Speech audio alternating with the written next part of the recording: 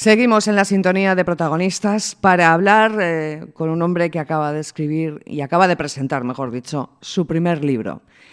Su primer libro parece mentira, parece que ya tiene un bagaje anterior, parece que ya sabe lo que es escribir, publicar, editar un libro, pero no, es el primero. Está a disposición de todos quienes quieran tenerlo en sus manos, yo lo tengo aquí porque él ha tenido la amabilidad de traerlo, en librerías castreñas como Artelibro, Chus, Cotolino, Argenta, Margari, ya está en esas librerías. Su título, Sie kommen, es un grito alemán. Y es un grito, es un lema, es un símbolo, es una lectura alemana de la Segunda Guerra Mundial. Se titula Sie kommen, Génesis del día D, es decir, del desembarco de Normandía, de la operación anfibia probablemente más importante de la historia bélica del mundo, ¿no? La historia bélica mundial. ¿Qué tiene de particular? Pues tiene de particular que él es castreño de adopción, porque lleva prácticamente toda su vida vinculado con Castro, aunque él es vizcaíno, es de Santurce. Pero le vamos a dar la etiqueta de castreño porque yo creo que se la ha ganado por esos 34 años que tiene vinculado a nosotros. Él es militar en activo, él es cabo del Ejército de Tierra.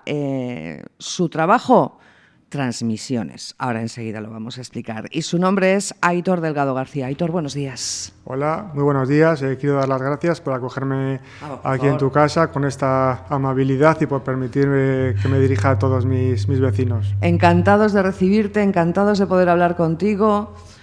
Y además de encantados, orgullosos, si me permites, ¿vale? Porque sí, porque este es un trabajo, se han publicado muchas cosas sobre la Segunda Guerra Mundial, sobre todos los hitos, los momentos clave, trascendentales de la Segunda Guerra Mundial. El día D es el paradigma de todos ellos, probablemente. Lo que pasa es que en tu caso, el mérito creemos que es doble o más allá, porque este libro se basa en 4.500 documentos inéditos sobre el día D, la Operación Overlord, que es como la conocían, le denominaron los aliados, que estaban en manos de un privado, de un coleccionista privado en Estados Unidos. O sea, lo primero que tengo que preguntarte, Aitor, es cómo consigues acceder a estos documentos inéditos. O sea, cómo es posible que en algún sitio haya, de Estados Unidos en este caso, haya 4.500 documentos inéditos sobre el día D. Tú tienes acceso a ellos y son los que sustentan tu libro. ¿Cómo fue eso? Pues bueno, quiero empezar diciendo, ¿no? Como bien has dicho, que es una operación muy conocida ya por el público, se ha escrito mucho y la visión que yo tengo, yo parto de un axioma, y que es que la primera víctima de la guerra es siempre la verdad. Entonces, por mucho que se haya escrito sobre un tema, yo creo que siempre va a haber unos intereses por detrás, según el historiador que escriba. Si es un historiador británico, estadounidense, siempre va a escribir a favor de su bando. Entonces yo empiezo la investigación con esta visión crítica, de profundizar en lo que ya está publicado e ir un poco más allá. Entonces, pues bueno, todo surge investigando. Pues al final una parte muy importante es esa investigación de campo, el poder estar ahí en Francia, visitar la zona del conflicto donde se ha desarrollado todo, para conocer a la perfección cómo se desarrolló todo y hablar con los investigadores que están trabajando ahí sobre el terreno, con las asociaciones, museos, etcétera. Entonces yo, pues por casualidad, me alojaba en una casa que era una pareja de señores mayores que casualmente en su juventud vivieron aquí en España y sabían hablar español. Entonces pues teníamos esa facilidad de conectar. Y el señor pues tenía una casa muy grande y estaban con el ganado, cuidando el jardín, y yo pues bueno, me sentía mal de ver al hombre mayor allí todo el día trabajando, y yo pues paraba, hablaba con él y siempre insistía en ayudarle. Y pues ahí es donde surgió una amistad. ¿Y cómo habéis venido aquí? Que no suelen venir muchos españoles. ¿A qué te dedicas? Entonces pues ya nos fuimos conociendo, profundizando un poco más en la relación, y yo le dije que estaba investigando un libro sobre el desembarco de Normandía, que estábamos allí por eso. Y él pues me dijo: pues mi hermano es un coleccionista de tanques que vive en Estados Unidos. Claro, yo cuando me dijo ya que coleccionaba tanques, que no es que coleccionase... No maquetas, no, chapas, tanques. Claro, digo, pues tiene que ser alguien con dinero para tener tanques en su casa. Imagínate. Y me dijo: pues si quieres le hacemos una videollamada y que te enseñe toda la colección, porque te va a gustar. Entonces, pues yo como vi que tenía tanques, dije, si tiene tanques, tiene que tener un arsenal ahí en casa. Le dije, sí, perfecto. Si me haces el favor, le llamamos y cogimos, le llamamos. Y claro, me estuvo enseñando su colección, que es magnífica, tiene un montón de cosas, y ya estuvimos un poco hablando. Y yo le dije que yo estaba interesado en el tema de la Segunda Guerra Mundial. Y él me dijo, pues casualmente, aunque la mayoría de la colección es sobre el frente pacífico, tengo cosas de Normandía. Y ahí donde empezó la conversación y me mandó algunos documentos, los estuve mirando y ya pues ahí empezamos a hablar y al final pues conseguí que me los mandase digitalizados y los tengo en casa como un tesoro. Y son parte de los documentos que he utilizado para escribir el libro, que aunque digo, no cambian la historia porque la historia está escrita, pero sí que ayuda a entender muchas cosas porque aporto muchos datos exactos y ayudan a entender mucho más el porqué y cómo se desarrolló luego toda la campaña de Normandía. Eso te iba a preguntar. Vamos a ver, la historia está escrita y aunque lo que tú decías al principio, dependiendo de quién la escriba, que pueda tener cierta tendencia o que pertenezca a un bando o que pertenezca a otro, no es lo mismo un libro sobre este hecho escrito por un estadounidense 10 años después o escrito por un alemán 10 años después o por un japonés 10 años después, que cualquiera de ellos 50 o 60 años después o cualquiera que no tenga ninguna de esas nacionalidades. Es decir, un historiador intenta ser objetivo, intenta limitarse a los hechos, pero siempre hay cierto terreno abonado para la interpretación que tú has querido evitar, ¿no? Y además es que tiene que ser así, o sea, los hechos son hechos, no es un tema documentadísimo y históricamente hablando reciente, con lo cual tampoco hay que volverse loco. Sin destripar el libro, porque aquí de lo que se trata es de comprarlo y leerlo, ¿vale? Enterito, de principio a fin. ¿Hay algo que tú, como militar de carrera que eres y como escritor desde este libro también, hay algo que te haya sorprendido, algo que te hayas encontrado en esos 4.500 documentos que no hubieras imaginado? Pues que no nos hayan contado, en definitiva. No, al final es lo que digo, está ya la historia escrita, pero sí que son detalles que ayudan a entender, porque exactamente el número de minas que había sembradas en el muro atlántico no se sabe cuántas había, el tipo, pues yo por ejemplo las publico y durante un periodo de creo que son unos 6 meses cómo va evolucionando la siembra de esas minas, luego también la propia construcción del muro atlántico, que son las defensas que utilizan los alemanes para protegerse del desembarco, pues hay un montón de obreros que están ahí trabajando y todo el mundo dice que la mayoría de obreros que eran extranjeros, que eran polacos, que eran rusos extraídos de los campos de concentración. Pues yo doy la cifra exacta en toda Normandía por cada zona, porque al final toda la costa estaba estructurada en sectores. Cuántos obreros eran alemanes, cuántos eran polacos, para exactamente de poner los puntos sobre las íes y poner un poco de precisión en que no son ni muchos ni son pocos, son estos los que son. Y ya que cada uno valore ya si son muchos, pocos o no. Bueno, teniendo en cuenta también las circunstancias de aquel momento, ¿no? Estaban más preocupados por Calais que por Normandía, los alemanes. Yo no sé si eso, en lo que tú has encontrado, se refleja de alguna manera a la hora de repartir recursos, de repartir tropas, divisiones, elementos defensivos.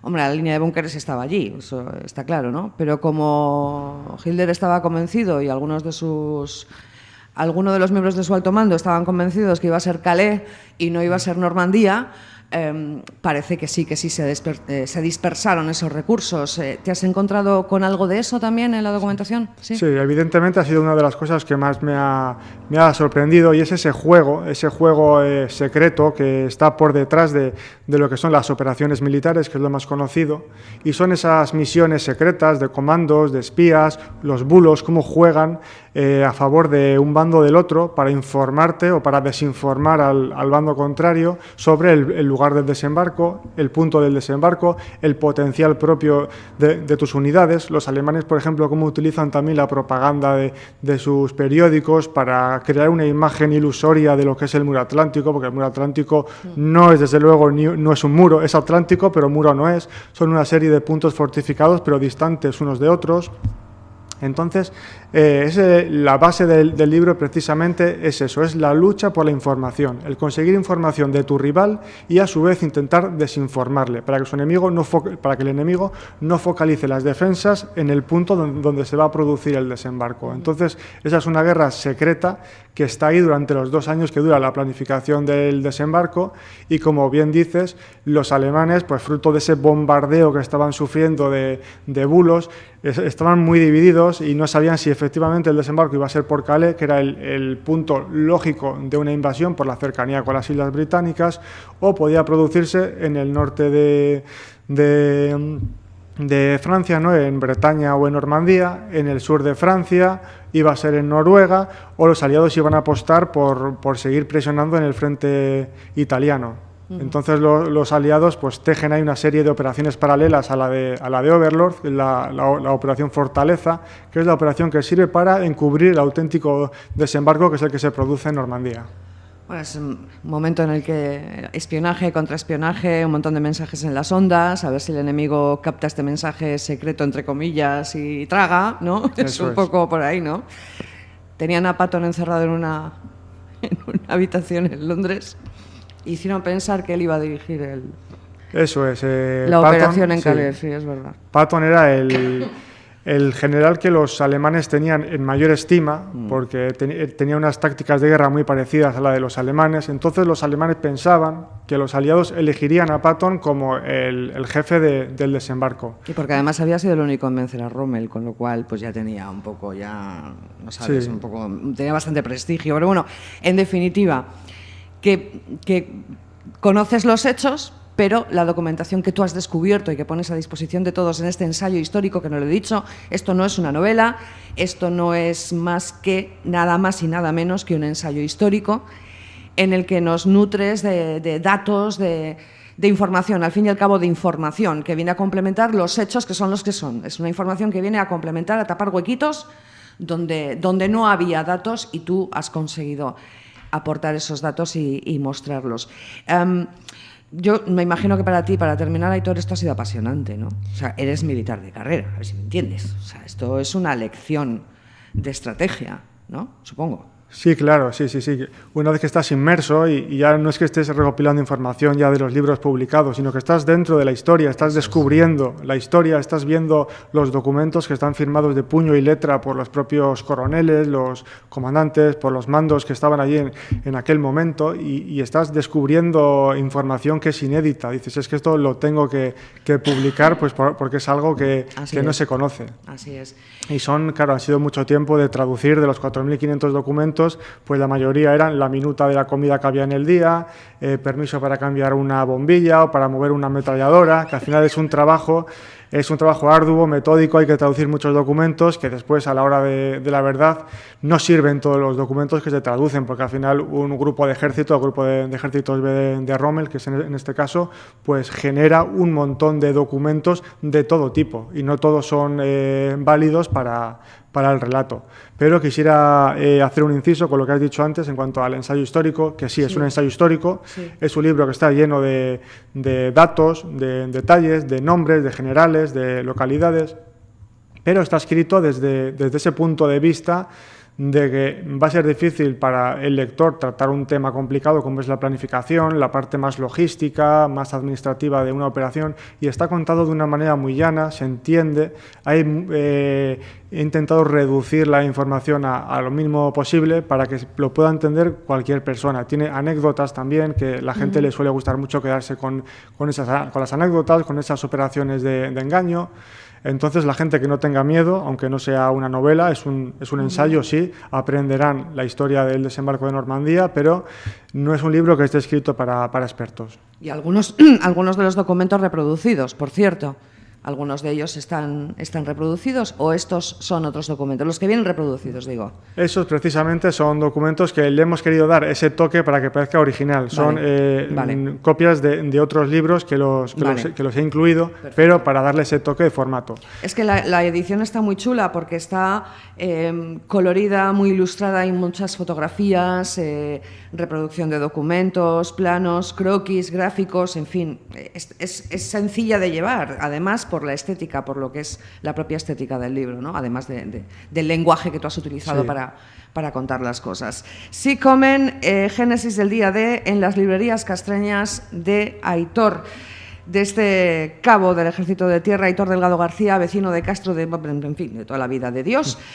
Yo he dicho, ya para terminar, transmisiones, cuéntanos, para ubicarte bien, para que la gente te ubique bien. Sí, porque en el Ejército hay muchas especialidades. Mi especialidad es la de ingeniero. Luego ingeniero se divide en dos vertientes. Está la parte de los ingenieros zapadores, que es lo que se ha conocido toda la vida, y las transmisiones, que es mi especialidad, que somos los encargados de las telecomunicaciones. Pero yo estoy destinado en la USAC Soyeche, en Munguía, que es una unidad de servicio del acuartelamiento, que nos encargamos del mantenimiento del cuartel, por así decirlo. Nos encargamos de la seguridad del acuartelamiento, nos encargamos que haya agua caliente, que haya luz, nos encargamos de que el cuartel esté en perfecto estado y que la gente, cuando vaya allí a las jornadas de puertas abiertas, que luzca pues como tiene que lucir un cuartel. Aitor, muchísima suerte, de verdad. Y gracias por haber venido y habernoslo contado. Ha sido un placer tenerte aquí. Muchas gracias a vosotros por vuestra amabilidad. Solo faltaba. Gracias, Aitor. Hasta luego. Seguimos en la sintonía